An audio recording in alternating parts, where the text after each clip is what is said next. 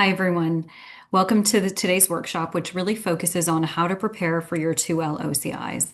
Now, I do want to preface this by saying if you were not successful in securing OCIs or you didn't get as many as you would have liked, please remember that there are plenty of firms that simply don't participate in the formal recruit who are extremely high quality in a diverse array of practice areas and industry areas, and which you can apply to outside of this formal recruitment process.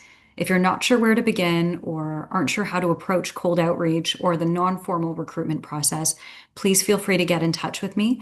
I'll leave my contact information at the end of this presentation, or you can just flip me an email at Hannah, Hana, at hannahdanji.com. That's HANADHANJI.com.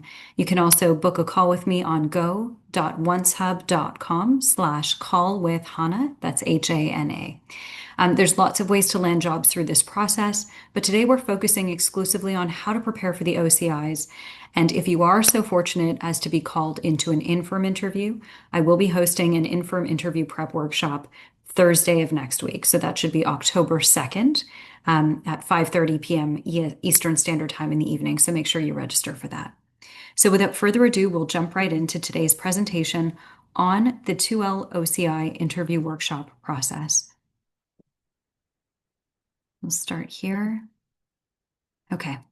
So my company is called the Law School Edge. It began about 4 years ago when I became the coach I wish I had had in law school. It is one of the most stressful processes, especially during the recruitment season. Juggling a full course load and recruitment can be tough, but the more you know about it, the better educated you are, the more you can go in with confidence and perform your absolute best.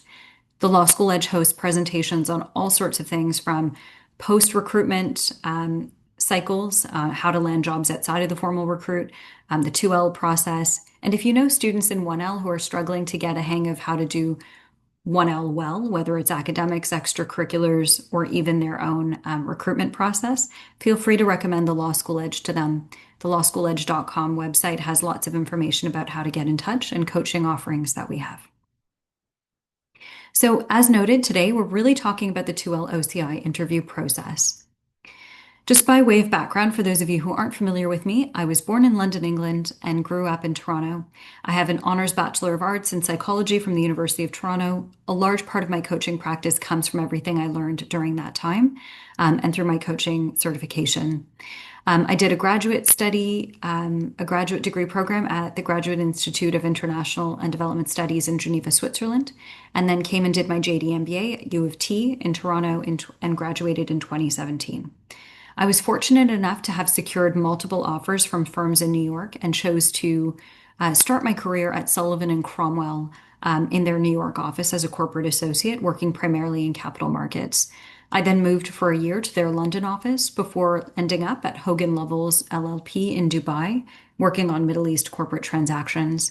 Shortly thereafter, I became the CEO and founder of the Law School Edge and Hannah Danji Executive Coaching. Today, we are going to be looking at the legal job market outlook. So what are the realistic prospects of landing a job in this recruit, and why does it matter? We're going to look a little bit at the hiring process, what the OCI process actually entails. We're going to talk a bit about brand building, pro tips I can offer you, key takeaways, and next steps. So let's take a look at what the legal job market realities are right now. We know that in the 2L recruitment process, there are approximately only 20 to 25% of people who participate in the 2L recruitment process will actually land jobs.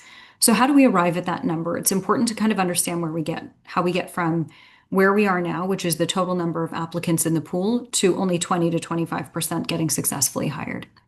We know there are about 13,000 law students enrolled across 23 law schools in Canada, and the applicant pool seeking summer positions is about 1/3 of that, so about 3,000 to 4,000 students. There's only that many in the second year of law schools across Canada. Toronto and Vancouver, we know, are two of the legal largest markets in the country with full-service large corporate firms. And last year in 2024, 406 students were hired in the Toronto 2L process with who then worked in Toronto in summer 2025 across 108 corporate law firms. So this is down from the previous year in which 393 students Actually, it's slightly up, I should say, from the 393 students hired in 2024. That number, 406, which is the most recent one, is down from the 449 that were hired in 2023. And that itself is lower than the 503 hired in 2022. So we saw a peak in 2022. It went down in 2023. In 2024, it went further down, and we saw a small increase just last year for students starting in 2025. We are anticipating that this year we're going to see similar numbers to those students who were recruited last year for summer 2025. So about 400 students in Toronto, 2L recruit, we're anticipating will get hired this year. There were 160 students hired in the Vancouver 2025 summer process. So they would have been hired last year for starting work this summer across 42 corporate law firms. This is a little bit higher compared to 2024. It is estimated that about 33 students were hired in the Ottawa 2L recruit last year across 10 corporate firms. And when you include the IP recruit, about 50 students, or 49 students in total, were hired. 30 students were hired in Calgary across 15 firms. And when you add up those numbers, it's about 650 final offers made out of 3,500 applicants, which is the average between 3,000 and 4,000 students. That amounts to approximately 20 to 25% of students getting hired in the recruit. Now, remember, these are rough numbers based on what has been declared through Ultra Vires, which is the University of Toronto student newspaper that tallies and solicits data from firms across Canada for the recruitment process. So it's based on what the reported numbers are. This is why we give a rough estimate of 20 to 25%, accounting for a certain margin of error. Why this matters is because when you think about the peers in your program who are applying for the 2L recruit, we know that about 80% of them will have applied and not come out with jobs. This is why I began the presentation by saying it is not your only chance to get a job, but it is the single largest recruitment intake in a formalized process in this country. And so if you can get a job at the top tier firms, you want to do well in this process because any other job will not include things like Seven Sisters or major corporate firms. There'll be smaller firms like small and mid-sized firms or corporate or boutiques that it could include litigation boutiques, corporate boutiques, or even government firms or not-for-profits.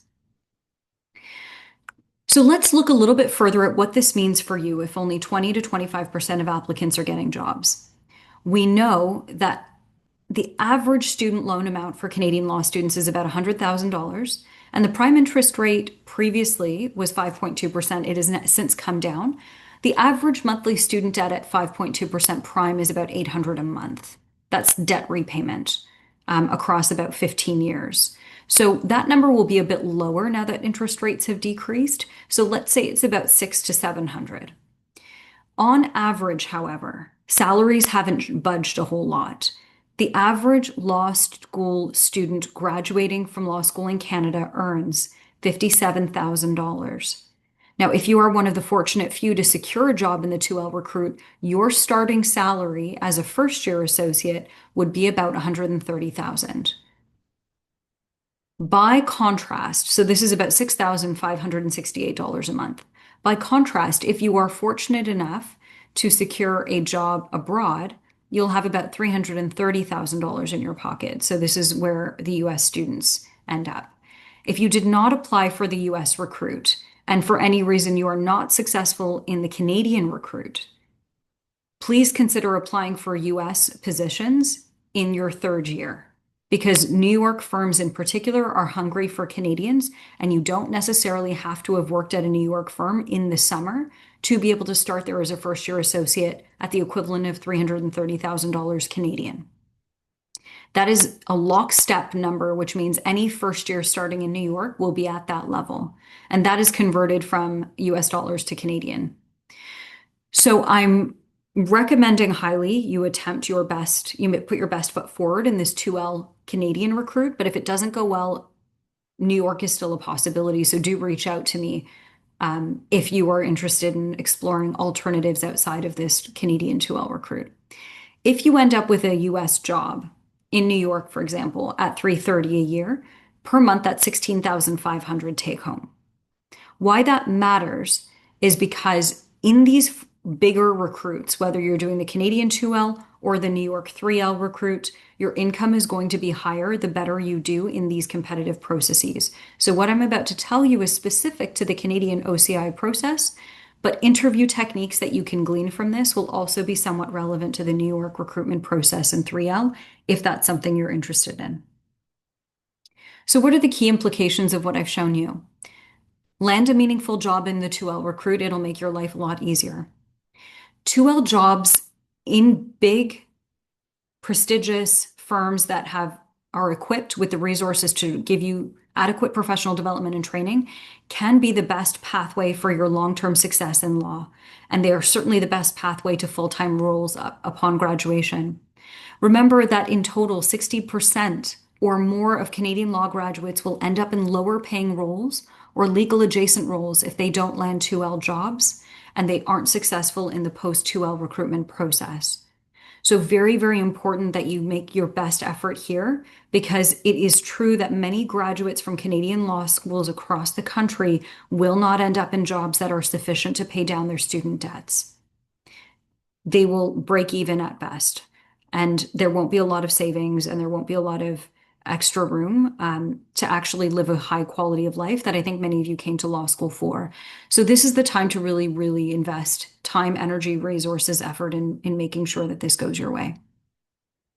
How you can maximize your chances of success is to reduce the information asymmetries around what firms are looking for, first of all. Second of all, build your confidence in the interview process. And third of all, understand what your unique value proposition is. These are the single most important factors in whether you will do well in this process apart from your academic record. So let's jump right into what the OCI process involves. First, the law societies of every province in Canada regulates the formal recruitment process according to a set of rules and guidelines, which cannot be broached or breached, I should say. You do not, for example, get to choose which order you see the OCI firms in. You should be prepared for grueling days that could be up to 10, 12 hours if you're doing up to 19 firms that you're interviewing with. You may not get a lot of breaks. Or if you're a school or if you're part of a school that has OCI spread out over 2 days, you may end up having an uneven number of firms on one day to the next. So there's no control over how this gets scheduled. Regardless of how many OCIs you have, candidates will have 17 minutes to complete the process with 3 minutes break time. Those 3 minutes are not always a full 3 minutes. Some OCIs run over, but if you can preserve those 3 minutes for yourself, I recommend doing the following 2 things. In those 3 minutes, review data about the next firm you're going to see. So remembering, whether they have a rotational or non-rotational program, remembering what their key signature features are of their summer program, recalling details as to whether they are a regional, national, or global firm. Have those notes somewhere on a piece of paper that you can consult before going in. If you also have a couple minutes to just jot down any details mentioned in the interview you just came out of, so that when you send your follow-up thank you emails, you can say, "Dear John and Jane, it was a pleasure to meet you in today's OCI interview. I really enjoyed the process. Thank you so much for illuminating me on the structure of the rotational program. I found your mentorship program especially interesting." You want to be able to recall details now and going into the structured in-firm interview process. And you won't, by the end of the OCI process, remember which firm said what. So recalling and noting down these details right after each OCI interview is the best way to do it. If you're a slow writer, what you can do is have your phone out and just record a voice memo really quickly with just some quick thoughts, 30 seconds to a minute, put it down, and then do quick amounts of research on the next firm you're about to see. Those 3 minutes are also your only opportunity really to take a water break, a coffee break, or run to the bathroom. So make sure you get all that in so you're not nervous for your next interview. Typically in an OCI interview process, you'll have 1 to 2 panelists interviewing each candidate. Those panelists are typically one associate and one partner, usually a junior associate and a senior partner, or you may even get a legal talent manager. So this could be the director of student recruitment or one of their deputies. The evaluation metrics in the OCI include a combination of personality-based criteria. And they'll ask questions along the category of behavioral questions, like tell me about a time when you had to solve a problem as part of a team. They may ask you motivational questions like what motivates you to work hard? Why did you decide to come to law school? What is the underlying logic behind why you've chosen certain types of paths, career-wise or academically? And they may ask you informational questions. So, what are your practice areas of interest? What are your favorite classes in law school? This is to kind of prompt an understanding of what you most enjoy. I can't impress upon you enough the importance of making sure you do not engage in something called the hard sell in these interviews. You are not here to prove your worth as a candidate from a merit-based perspective. All they are looking for is that you are personable, you're likable, you're relatable, and to the extent that you do want to sort of put forth that you have amazing qualities that would be of value to the firm, you must do it in a way that invokes the soft sell. And the soft sell is basically a gentle way of saying through storytelling that you have the core competencies that they're looking for. And we'll get into what those core competencies are later. You should also have a list of questions prepared to ask the firm at the end, and 3 to 5 will suffice. And we'll get into some of what those could look like as well. So here's the evaluation criteria most firms will use. They look for clear communication of the content on your resume. They want to ensure there are no gaps or inconsistencies in what you've written down in your materials and what you say to them in person. They are also looking for you to display a solid rationale with specific details as to why a candidate is interested in the firm. So you should know what makes the firm different from others and be able to clearly articulate not only that you know what that is, but that it matches with what you want for yourself in your long-term or even the immediate career path that you're choosing. So why is the firm and your goals a two-way fit? They also are looking for informed reasoning. They want to know that you've at least done research on the firm, and hopefully that you've been able to engage in networking with associates either through coffee chats or firm tours. This is what we call a demonstrated interest in the firm. They also look for personality and culture fit. They look for people who are collegial, polite, engaged, and able to speak about your interests beyond work and beyond school. So they'll ask questions like, what do you like to do on weekends? What are some of your hobbies? What's a new skill or activity you've learned in the last year? What skill or activity are you hoping to learn? Things like that. Some people are considered to be shoe-in candidates because they come with prior recommendations. But I think for the most part, everybody has a fair chance of landing a job at these firms, whether or not you have a prior recommendation.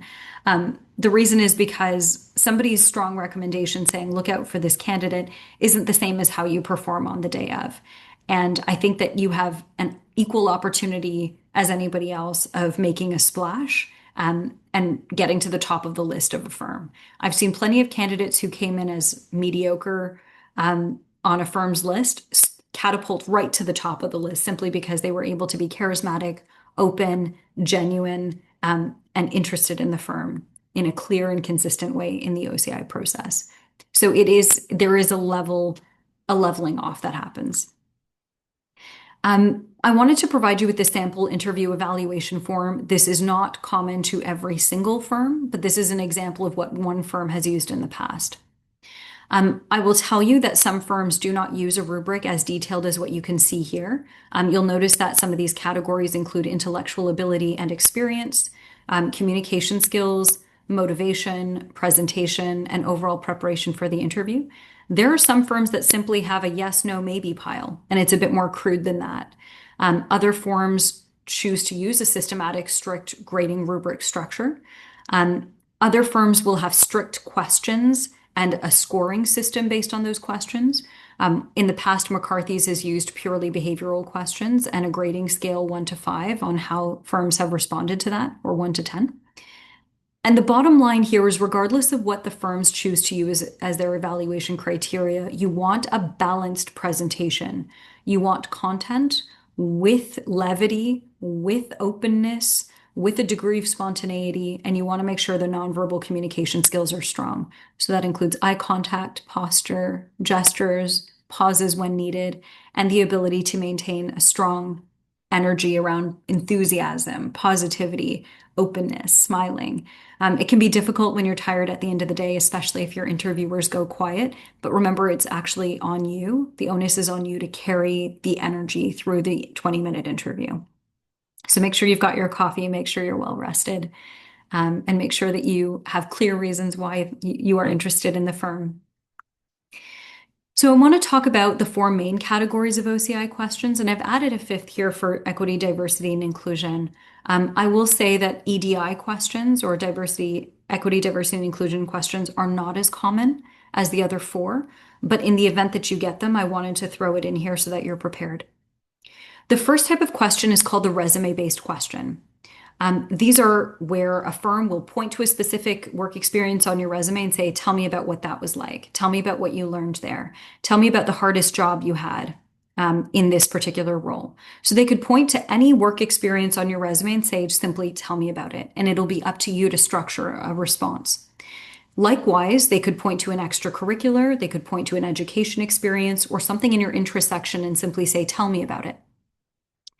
While it may seem daunting to kind of just launch into an entire work experience or an extracurricular without any real guidance as to what they're looking for, it's actually a unique and valuable opportunity for you to strategically highlight the skills that you've gained, and in particular to choose maybe one or two tasks that you completed in that job or in that extracurricular that really highlight the transferable skills you can bring to the firm. So pick a task in which you were challenged, you overcame obstacles, and you really succeeded. Because the best answers to resume-based questions are the ones that put you in what I call the hero's light. So you as a candidate during this process should transform from an average person and a regular old law student into a hero simply by talking about the obstacles you've overcome and the journeys you've been on through each of these successive work experiences.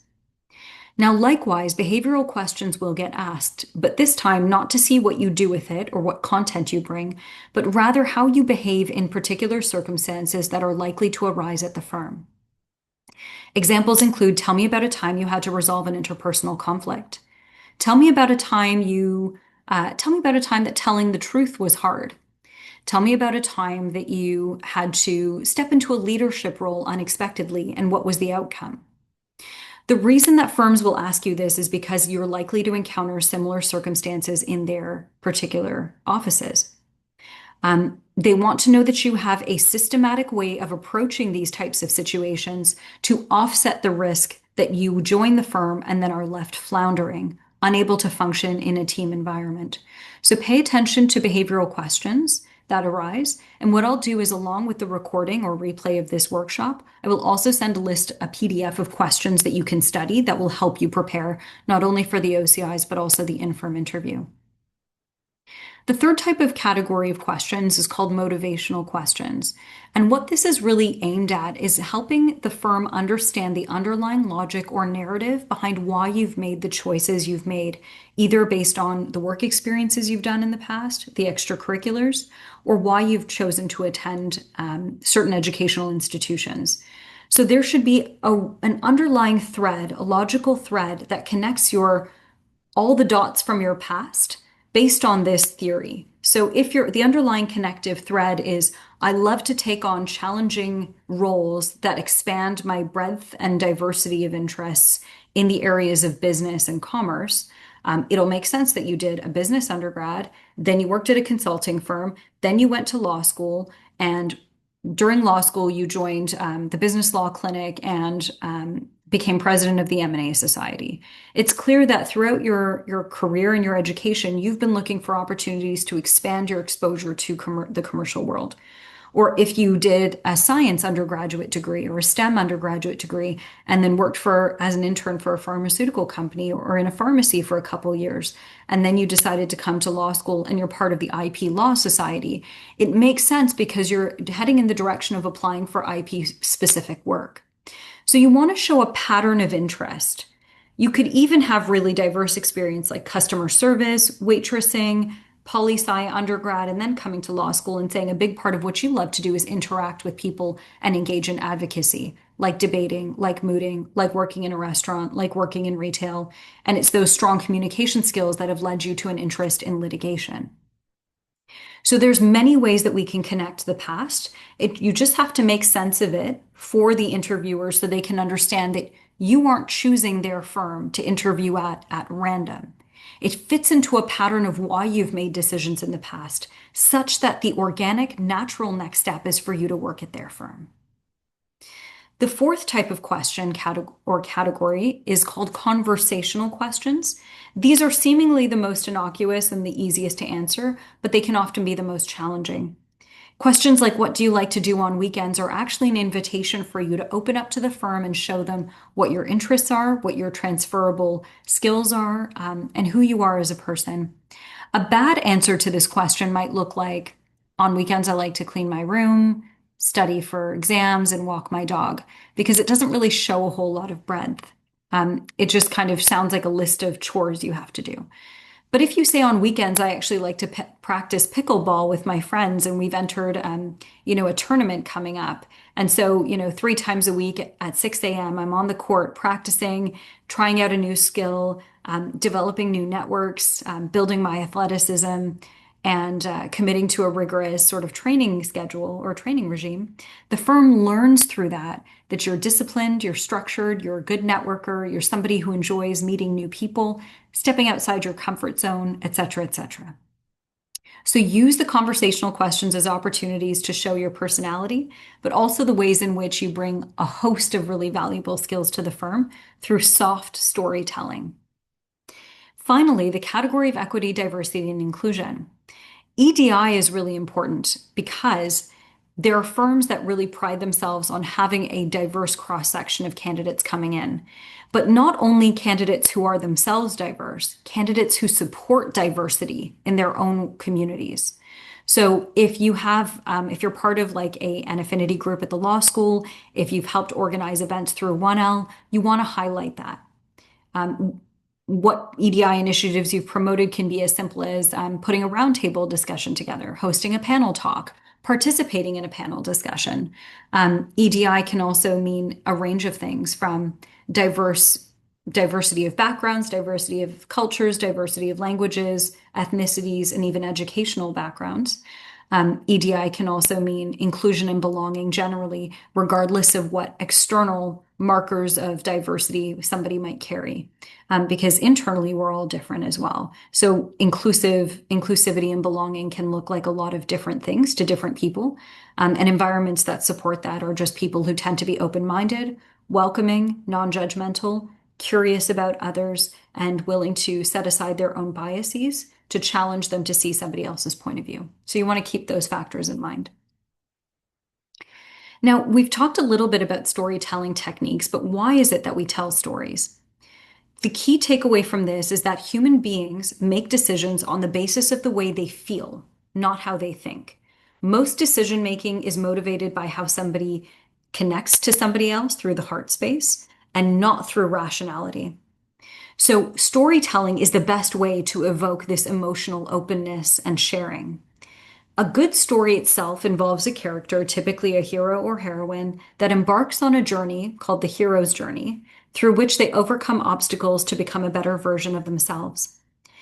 Through storytelling, we get, as individuals, an opportunity to reframe weaknesses, close gaps in knowledge or experience, explain lower grades, and also help clarify why we may have had less substantial work experience. For example, if we went to summer school or we went straight from kindergarten through to law school, we want to explain why we may not have had a chance to work full time because you went straight through to law school from kindergarten.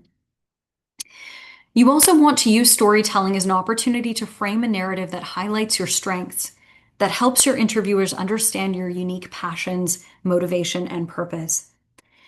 The ideal outcome is that the story should be significant enough to persuade your audience that you are not only a good candidate, but you are the right culture fit for a firm.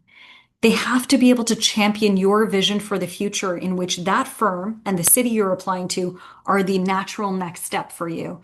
And not only do you believe it, but they also, by the end of the interview, believe it. So let's talk about what the hero's journey framework involves. It's something to just keep in mind. Whenever you're telling a story about your work experience or a time when you overcame an obstacle, always start with the context. Give them a one sentence who, what, when, where, why, how. In 2025, I worked as a summer intern at the Bank of Montreal in capital markets, focusing on helping um, the trading desks across Asia, North America, and Europe document their trading policies to be in compliance with a recent regulatory change. Okay, simple as that. You then want to zoom in on one particular moment in time within that work experience where you were given a challenging task. So make it concrete and identifiable, not overly general. Then explain any obstacles that occurred in the way of getting the job done. So maybe it was you were understaffed, you had never done the job before, it was the first time you were attempting something in that domain. It was the first time you were working on a team. Maybe you only had a limited time in which to get it done. But any obstacles that are presented in the way of completing the task are really what allows you to step into the hero's light. Because when you overcome each of these tasks, you demonstrate to the firm, even under pressure, even with limited resources, even when time is against me, I can get the job done. And that's exactly what the firm is going to need you to do once you start there. Finally, you want to end every story with a brief reflection. Like, from this experience, I learned that I can actually swim in the deep end fairly easily. I like taking on new challenges, and that's exactly what I'm looking forward to at your firm. Give them a little bit of a summary at the end as to why what you experienced is what's going to make you a great candidate for their firm.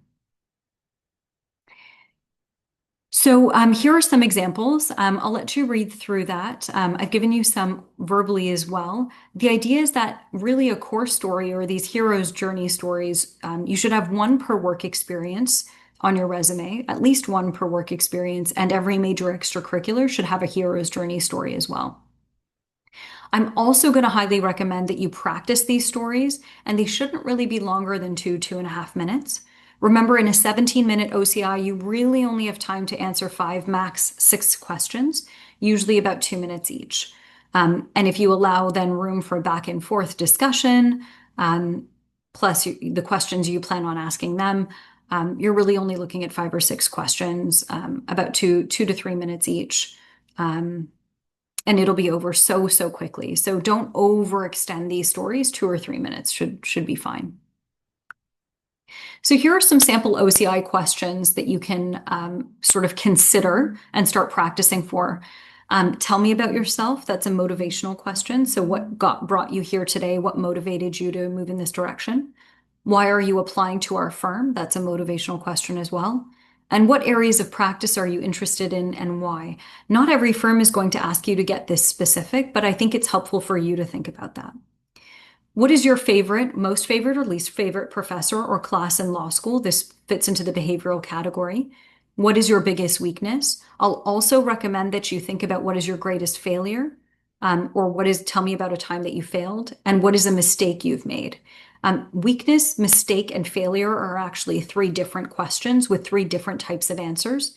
If you are not sure what those differences are, I put an email together and sent it to all the 2Ls called the three biggest questions you'll need to answer. If you don't have that email, I'm happy to resend it. So just reach out to me, hannah@hannahdanji.com. You do need to know how to tackle all 3. You'll also want to ask yourself, how would your colleagues who have worked with you describe you? I've seen this question come up a few times. Another variation on it is, what 3 words would you use to describe yourself? Make sure that you have 3 words clearly that you would use and that others would agree with. Describe a time when you failed and what you learned from it. Here's our behavioral question again. It is different from the weakness question. Describe a time you showed leadership and how did you rise to the occasion? Again, another behavioral question. And here I recommend that you decide what type of leader or what kind of leader you are. So there's different websites that explain different models of leadership. One common one that most people know is servant leadership. It's where you empower others to play their role better. There's also authoritarian leaders who are a little bit more strict. Do this, do this, do this. They lead from the top with a firm hand. There's also democratic leaders or consensus-based leadership where you consult everybody before making decisions. So there's lots of different types of leadership styles, and I recommend that you look at those online to decide what type of leadership you're describing when you show leadership. What motivates you to work hard? That's another important question. You always want to think about intrinsic versus extrinsic motivation. Intrinsic motivation is I work hard because it makes me feel good. I like to grow. I build my self-esteem by doing better each and every day. That's intrinsic. Extrinsic is being motivated by external factors like money, success, social standing and approval, awards, things that are fundamentally fleeting and aren't self-generating. Typically, intrinsic motivation is favored over extrinsic motivation. It takes you further and is more consistent over time. What role do you typically play on a team? Remember, there's more than two answers. It's not just leadership or teamwork. There's lots of different types of roles you can play on a team. So be thoughtful about your answer. An example might be you're the problem solver, you're the troubleshooter, or, you're the mediator. You want to think about what you typically do to add value on a team. Be specific rather than general. And if you're not sure kind of how to answer these, we can talk about that offline and you can book a call with me and we can go over your particular strategy. A last one is tell me about a time you had to juggle several responsibilities. This is really typical. You'll often encounter this type of situation at firms. You'll always be given more than you can handle in one day. So very important that you kind of sit and think about what your process is for handling that. The firms will be highly interested in that. So questions to ask the interviewers. You'll be given a minute or two possibly at the end of each interview to ask the interviewers questions, and you want to make sure you stick to these rules. Number one, do not ask a question you genuinely don't care about the answer to. If you look vacant, if you look uninterested or bored, it's not gonna go well for you. The second rule is to ask questions that provide you with information to help you distinguish between firms, because after a while they can blur and sound the same. You want to accept an offer from a firm at the end of the day that really suits you, and that's a good culture fit for you. So ask questions that help you to differentiate between firms. That way you can make an informed decision when offer day comes. And rule three is use the question period at the end of the interview to market yourself in a particular light that's consistent with your brand. An example of that might be something like, can you tell me about a recent deal you worked on and the most challenging assignment a junior was able to do on that deal? That question alone tells the firm you are interested in taking on challenging work. So it's a veiled way of showing who you are and what your values are. So think about asking clever questions at the end. Some sample questions to ask the interviewers are here. I recommend screenshotting this and using it. You can choose ones like, please describe your most recent deal, and again, what the junior on the file did, what practice areas in the firm are growing, what business development opportunities are there for juniors, what do you enjoy most about the work you do. I now want to talk to you a little bit about brand building because this part is especially key. A firm is going to hire you based on whether you're a good fit for them, not just as a person, but as a professional brand. Your brand is best understood, not in what you think of yourself, but it's how others speak of you when you're not in the room. It's what your general perception is. So I think one way that you can audit and figure out what your personal brand is to ask a few of your friends, what three words would you use to describe me? I would then go and do the same with your colleagues and your family members. I would then ask, what is consistent? Ask yourself, what is consistent about the way I approach a problem, situation, or people? Do I jump right in with solutions? Do I listen actively, methodically think about what can be done, and then move to a solution? Do I ask others what they think the solution is and then weigh those different options? Think about how you approach situations because that really speaks to your brand. What strengths do you rely on in challenging situations? Are you a communicator? Are you a problem solver? Are you patient and see how things play out? Different strengths will also indicate what your brand is. Another way to audit yourself is to think about where you spend your time, energy, financial, and emotional resources. Because one of the easiest ways to tell yourself and to reveal to yourself who you really are as a person is not just what you think you are about, but what you actually spend your time and resources on, because that's a better indicator of your values. You also want to ask yourself whether how you spend your time, energy, financial, and emotional resources is either indicative of your value system or runs contrary to your value system. If it runs contrary, it means there's a misalignment between what you say and what you do, and you may want to reflect on that and realign to really build a strong personal brand. And then lastly, you may want to ask, what are your core principles and beliefs?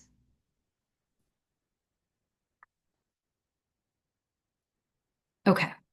So far, we've looked at a lot of different types of elements of branding, but what I want to do for a second is just stop the share and just have a quick word with you before we continue.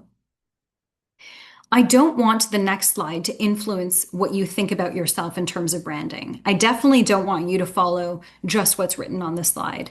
I want you to think about who you are as an individual, what you bring to the table, and what you want firms to know about you that you most value about yourself. The next slide is going to give you examples of stereotypes or archetypes in law school, types of individuals that may be go-getters or the specialist or the entrepreneur. But these are not the only boxes that exist. There's plenty of different kinds of brands, personal and professional brands that you can align with. So I want you just to take these as examples, not the only things that exist out there. So we'll jump back in. Here are some key brand examples that I wanted to share with you. Okay, so let's say candidate A, we've named them the resourceful go-getter, and you'll probably know people in your class who fit this candidate profile. This is a candidate who likely paid for school by working 2 jobs since the age of 16. They likely came from an immigrant family or a low-income background and possibly don't have any networks in the legal sphere. They've likely relied on savvy networking strategies to build their professional network, and they use that as well to meet lawyers at firms. They likely manage their time extremely well and maintain healthy extracurriculars across a broad array of interests because they like to do it all. For this type of candidate, key brand words might include hardworking, energetic, driven, or multitasker. Candidate B, on the other hand, we call them the high-performing specialist. This candidate has a strong academic track record and is consistently in the top 10% of the class. They might be a course prize winner and research assistant for multiple professors. They likely demonstrate a keen interest in corporate law, focusing academic classes and extracurriculars in the arena of, say, something like securities regulations, or it could be any other areas. We just use that as an example. This individual likely writes journal articles with professors on the subject of securities regulations and engages in mooting competitions like the corporate securities moot. They're likely highly collegial with classmates. They likely share notes and help tutor others, so they're not selfish about their knowledge. They are competitive without toxic ambition. Key brand words for this type of high-performing specialist individual might be smart, accomplished, high performer, focused, and the go-to person or specialist or expert for securities questions or questions basically that they specialize in that subject area. Candidate C might be called the sociable entrepreneur. This is a candidate who started a business while in school and continues to build it while studying full time. They're likely street smart and commercially savvy and able to manage people well. They are likely low-key about their success. They attend every pub night and they're well liked by peers. They likely have a relaxed approach to academic performance and have middle to above average grades. Key brand words include the person who gets the job done. They're street smart. They're, the party or people person, and they have excellent client-facing aptitude. We all know people who fit into these 3 categories, but there's many, many more. Each individual has their own type of candidate profile. I want you to try and design yours as homework after this session. So here's how to apply your brand. The core stories or the hero's journey stories that we talked about earlier should clearly communicate those key brand words. Make sure that those elements come through in the stories you tell and the tasks you choose to highlight. The questions you ask the firm must also communicate your brand. So if you're the go-getter, you want to talk about business development and how the firm supports that. If you're somebody who's a specialist, you want to talk about challenging legal work. If you're the first candidate who's somebody who, is much more of somebody who's had to work hard and step in and they're the go-getter and they do everything, they may ask about breadth of the rotational program and the breadth of practice areas they can get exposure to. So you want to make sure that at each stage of the interview, your brand is consistent. Here are some brand building tips I can offer you. Let's take the following examples to determine what a firm can reasonably conclude about your brand based on the questions asked. I love this exercise. So, example one, if a candidate asks, what mentorship opportunities are available at your firm and what does a good mentee look like? You could probably conclude that this is a candidate that cares about their professional growth and development and is willing to put in the work to make sure the mentorship opportunity is successful. Example two, what opportunities are there for junior associates to engage in business development activities, attend client conferences or dinners? The brand image that's being communicated is this candidate is serious about developing relationships with current and/or prospective clients and understands the business of law. And example three, what skills or competencies help differentiate a good associate from a great one at your firm? And how have you seen this done successfully by past summer students?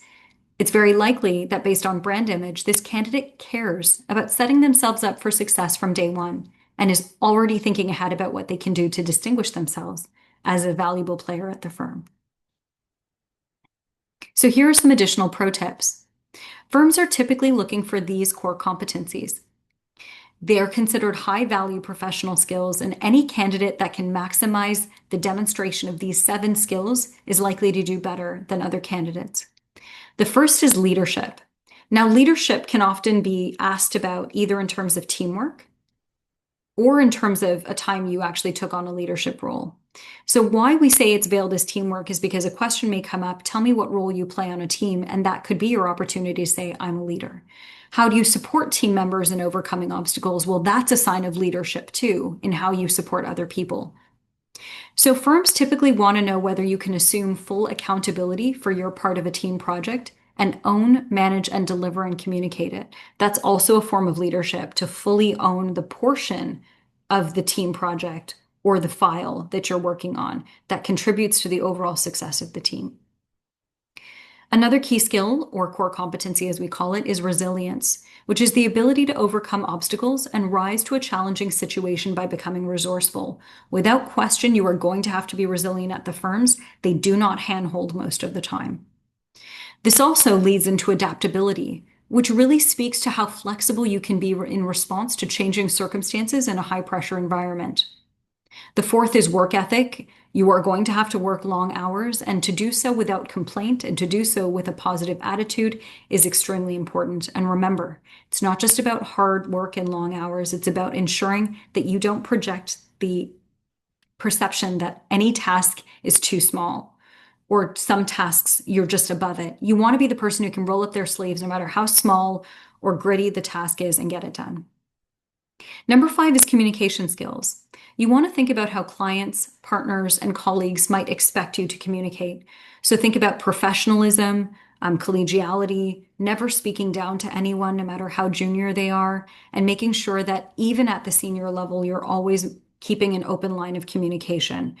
So you're not afraid to speak to partners when they need to know something. You're not shy about communicating with them on urgent matters. You've got to have professionalism and courtesy at each stage of the chain of command, from the secretaries and administrative staff all the way up to managing partners. You also want to demonstrate to the firm that you have strong client-facing skills. This includes maturity, polish, and presentation, and most importantly, the ability to instill confidence and alleviate concerns of clients. So even when a client calls and asks you, do you have the answer? If you don't, you say, I will look into that and get right back to you. So you want to ensure that clients are always reassured that you are competent enough to meet their needs. Finally, sound judgment. Now, although this is listed as number 7, I consider it one of the most important. It is very difficult to teach somebody the art of sound judgment.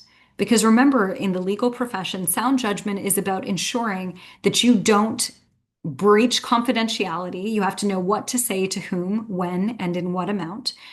So knowing what to say to whom is about ensuring there's no breach of confidentiality, that there's no insider trading, and that there's no inappropriate communication of information with another party that could jeopardize a case strategy.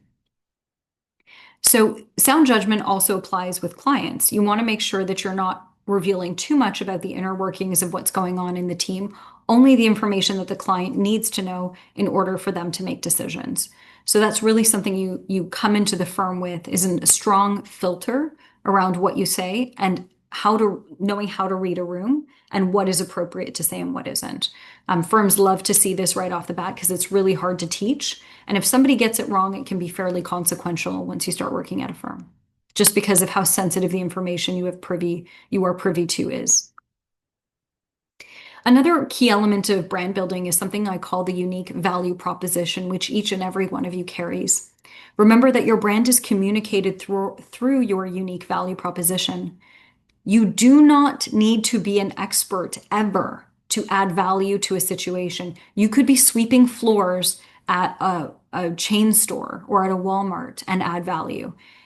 Consider, for example, a Christmas rush, and everybody's looking to get the last frozen turkey and cranberry sauce and Brussels sprouts, and there's a spill in an aisle. Well, that's going to prevent people from being able to get to the goods that they need before the store closes. So your ability to clean the floors and make sure the aisles are clear and the signs to direct, last minute shoppers to where the Christmas turkeys are is really important. So if you're able to make sure that that's all running smoothly and functioning well on Christmas Eve, that is value add. It's not just sweeping floors, it's increasing sales in a high demand period. So your unique value proposition should always be in the context of what you were asked to do and why it mattered that you did it well and how you did it well. So ask yourself, when you take on a job, project, or task, what are you able to consistently contribute to the outcome? An example might be teamwork, efficiency, high quality output, innovative solutions, or collaboration. You may want to ask yourself, what does the firm need to walk away knowing about me in order to make a clear decision on whether I'm the right candidate, and ensure you weave those details into your stories. That's part of your UVP. You also want to make sure you consider what are your core values, traits, and principles. Because if they're going to say yes to you, it should be on the basis of what you care about. And if they're going to say no to you, you don't want it to be because they didn't get to see the best of what you offer. So make sure your unique value proposition, which includes your values, traits, and principles, are embedded into your responses. Furthermore, do not create a narrative around what you think they want to hear. Always express who you are with conviction, and always express who you genuinely are. Not who you want them to think you are, but who you genuinely are. Another error that I often see candidates make is that they tend to shy away from talking about their weaknesses. And what I'll say about that is owning your weaknesses actually puts you in a better, more convincing light than pretending you don't have them. Remember, confidence in the interview process is built upon knowing who you are and owning up to it. Students with average grades, for example, but a compelling story, have often secured roles at top firms simply because they came across with integrity and authenticity and self-assuredness. I'll give you an example. If your weakness is grades, I want you to focus on explaining how you've demonstrated improvement over time, and you can reference your undergraduate grades to demonstrate this if needed. If your weakness is work experience, emphasize what volunteer or unpaid work you've done so that your resume, it shows on your resume that although you don't have a lot of work experience, you have spent your time doing other things that contribute value. And if it's not on your resume, then use this as an opportunity to fill in those gaps. Did you care for a sick relative, for example? Did you help raise a younger sibling? Did you contribute to a local community shelter that perhaps didn't occur on your resume? If your weakness is extracurriculars, explain why you may have had to work 1 or 2 jobs to pay tuition, which perhaps prevented you from being able to be as active in extracurriculars on campus. Or perhaps you are managing a health issue, focusing on interpersonal development, fitness, friendships, or family. Be honest about where you've spent your time and account for it. So here are some key takeaways. Remember to prepare answers to every bullet on your resume with an underlying connective thread or narrative. Remember, they need to see that consistent, logical thread connecting all your past experiences to the job you're applying to today. Use your hero's journey or core stories to help you develop and articulate your unique value proposition and professional brand. Be authentic in the process and answer difficult questions honestly, because firms are going to value your integrity. Relax and stay positive. Everybody loves somebody who brings levity and joy and positivity to a situation. Remember that firms will pick up as much on how they feel about you as what you say. So make sure your energy levels are high and that you're emitting like a positive vibrational frequency.